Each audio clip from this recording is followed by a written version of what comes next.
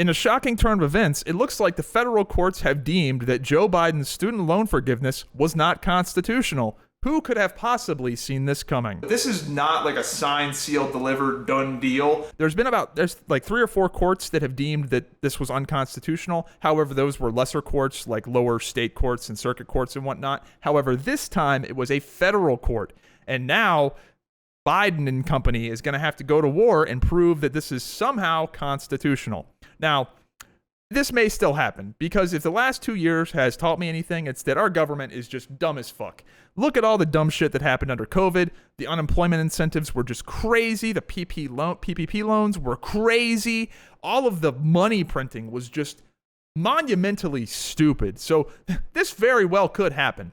And by the way, all that student loan interest forbearance, that has added up to an immense amount of savings for student loan holders. So let's not pretend that they haven't been getting a lot of money, especially in today's inflationary environment where that interest it's nice, dude. It's really, really nice for the student loan holders that have had their interest forgiven for all of this time. But it's getting ready to get real awkward, because that student loan interest is going to start back up on December 31st, 2022.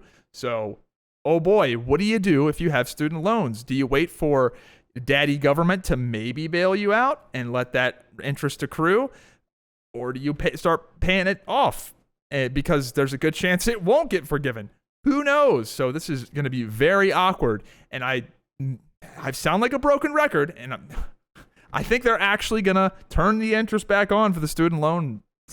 I don't know. I totally understand that a lot of you guys are very excited about having your loans forgiven. I get it. And if they're forgiving them, you better take it. If the government is handing out money, you have to take it. It's not a moral thing. It's a competitive thing. It's like everybody giving shit to all the businesses that took out PPP loans. Look, if they're giving them out, you literally have to take it if you want to be competitively viable. It's just the way it is. So if they're giving it out, you got to take it. But does anyone really think it's moral? Like, does anyone really, like, deep down, like, be intellectually honest with yourself? Is it really fair that you took out the debt and now you don't have to pay it back? And not only do you not have to pay it back, you're benefiting from it, because a college graduate, on average, makes more than a non-college graduate. So this, in effect, is welfare for the rich, because the non-college graduates and the people that didn't go to college are now paying for the people that did. So you need to be honest with yourself and just admit that you want free shit. That's what it is. Don't high horse me. Don't bullshit me. I think that's probably where people get the most upset with this, is that there's like a moral high ground that it's okay for your shit to get forgiven. It's bullshit. It's all bullshit. And trust me, I understand. I benefited from the bullshit at one point. When I got laid off during COVID, did I go out of my way to find a new job? Absolutely not, dude, because the government was paying me to sit on my ass. It was a government-paid vacation. I'm a welder. I could have found a job the next day. And even if I couldn't have found a welding job, I could have bagged groceries. There were tons of places hiring, but did I go and apply and look for work? No, because they literally told me I didn't have to.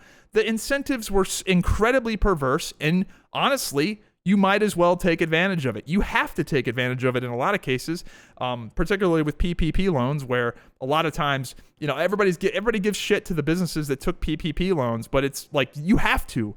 If you don't take them, then the guy next door will, and now he'll have a competitive advantage over you. It's ruthless. But we need to hold our politicians to a higher standard when it comes to just printing money. It's fucking crazy. Here's the big problem with Joe Biden just being able to give people 40 grand. Is that what's to stop the next guy from doing 60 or 100 or just flat out buying votes? And that's what this is it's buying votes. And it's a recipe for an escalation of retardation. Imagine if Donald Trump becomes the president and forgives everybody's loan on a Ford F-150. That sounds ridiculous, but that's just about as ridiculous as forgiving student loan debt. It's just crazy. Why would we even want the president to have that power? Any power you give the government, you need to assume that the worst person ever is going to have it. But you got to hand it to Joe Biden. A genuinely brilliant political move. He bought the votes and now doesn't even have to pay for them. That is wild. And look, it may still happen. I would not rule that out. If the last 2 years taught me anything, it's that Anything is possible. Genuinely, nothing makes sense. So maybe Joe Biden gives everybody $100,000 and a rim job. I have no idea, but I wouldn't get my hopes up on it. And I don't know.